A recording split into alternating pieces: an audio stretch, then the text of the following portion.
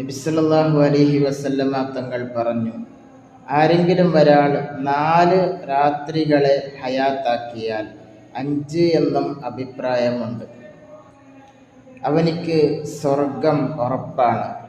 ഒന്നാമത്തെ രാത്രി സിൽഹിജ്ജ 8-ന്റെ രാത്രി, തർവിയത്തിൻ്റെ രാത്രിയാണ്, അത് ഇന്നത്തെ രാത്രിയാണ്. അതുപോലെ രണ്ടാമത് അറഫ ദിവസത്തിൻ്റെ രാത്രി, സിൽഹിജ്ജ 9-ന്റെ രാത്രി. മൂന്നാമത് ബലിപെരുന്നാൾ ദിവസത്തിൻ്റെ രാത്രി, അതായത് സിൽഹിജ്ജ 10-ന്റെ രാത്രിയാണ്. ഈ 3 രാത്രികളും. അതുപോലെ നാലാമത് ചെറിയ പെരുന്നാളിൻ്റെ രാത്രി. അതുപോലെ അഞ്ചാമത് ഷാബാൻ 15-ന്റെ രാത്രി.